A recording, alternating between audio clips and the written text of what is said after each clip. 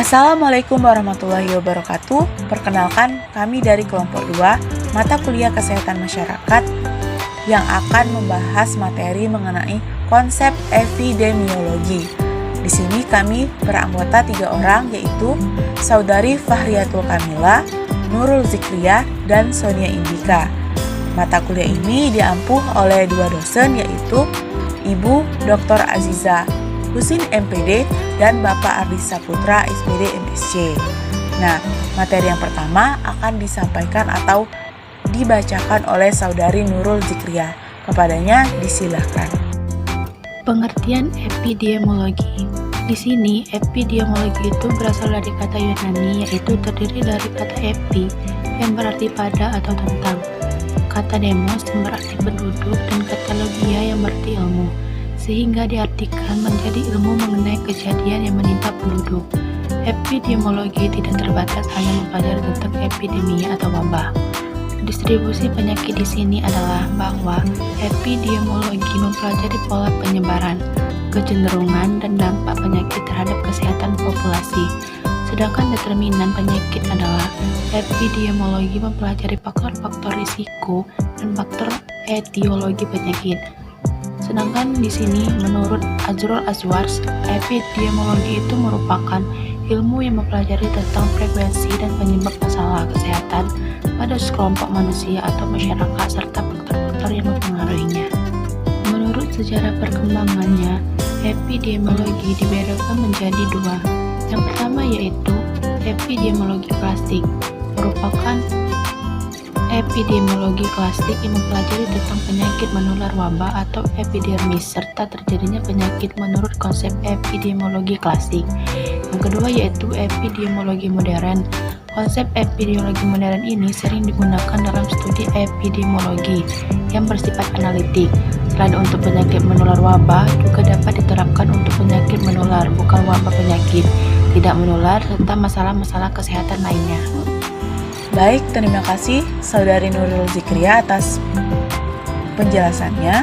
Selanjutnya akan dilanjutkan oleh Saudari Fahriyatul Kamila. Padanya silakan. Baiklah, berikutnya yaitu dalam epidemiologi, pengertian penyebab penyakit menurut trias epidemiologi adalah suatu proses interaksi antara lain satu pejamu atau host.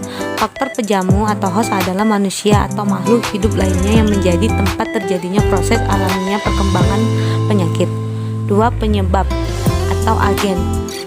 Yang pertama yaitu penyebab primer, yang termasuk dalam penyebab primer yaitu faktor biologi, faktor fisik, faktor kimiawi, faktor sosial, dan faktor psikologi. Yang B, penyebab sekunder adalah unsur pembantu atau penambah yang menyebabkan penyebab primer dalam menimbulkan penyakit. 3. Lingkungan atau environment. Lingkungan yang dapat menjadi faktor terjadinya sakit dapat dibedakan menjadi lingkungan biologis, lingkungan fisik, sosial, ekonomi, dan budaya. Selanjutnya itu ukuran status kesehatan dalam epidemiologi. Untuk mengetahui besarnya suatu masalah kesehatan baik dalam morbiditas dan mortalitas di suatu wilayah diperlukan berbagai macam ukuran frekuensi. Yang pertama, rasio merupakan angka perbandingan atau dapat diterjemahkan sebagai dibanding dengan. Jadi rasio adalah perbandingan suatu peristiwa atau event sebagai numerator X dan peristiwa lainnya yang tidak berhubungan dengan denominator atau Y. 2. Proporsi adalah bagian dari suatu peristiwa atau ukuran yang membandingkan suatu peristiwa sebagai numerator X dan peristiwa lainnya sebagai denominator Y yang mengandung peristiwa numerator atau X kali Y. Yang ketiga, rate, yaitu besarnya peristiwa atau kejadian yang terjadi pada keseluruhan populasi dalam waktu tertentu. 4. Indeks kesakitan digunakan untuk menggambarkan kejadian penyakit di populasi atau peluang atau resiko terjadinya penyakit. Baik, terima kasih kepada Saudari Fahriyatul Kamila atas penjelasannya. Lalu materi selanjutnya yaitu akan dijelaskan oleh saya sendiri mengenai perkembangan epidemiologi dan juga penelitian epidemiologi. Baik, yang pertama yaitu mengenai perkembangan epidemiologi. Nah, di sini terdapat beberapa perkembangan atau tahap perkembangan epidemiologi ini. Yang pertama yaitu pada era masyarakat primitif, yang kedua yaitu era Hippocrates 460 sampai 377 sebelum Masehi, yang ketiga ada era Galen 129 sampai 199 Masehi, kemudian yang keempat ada era teori miasma, yang kelima ada era jasad remik dan penyakit infeksi atau menular, kemudian ada era transisi epidemiologi, dan yang terakhir yaitu ada era penyakit non-infeksi dan infeksi baru. Baiklah, selanjutnya yaitu mengenai penelitian epidemiologi. Nah, penelitian epidemiologi ini dapat menggunakan berbagai jenis penelitian, yaitu penelitian deskriptif dan epidemiologi analitik. Yang pertama yaitu ada penelitian deskriptif, di mana epidemiologi ini mengevaluasi semua keadaan yang berada di sekitar seseorang yang dapat mempengaruhi sebuah kejadian kesehatan. Tujuannya yaitu memberikan informasi tentang distribusi penyakit, memberikan pengetahuan tentang riwayat alamiah penyakit, dan merumuskan hipotesis tentang paparan sebagai faktor resiko atau kasus penyakit.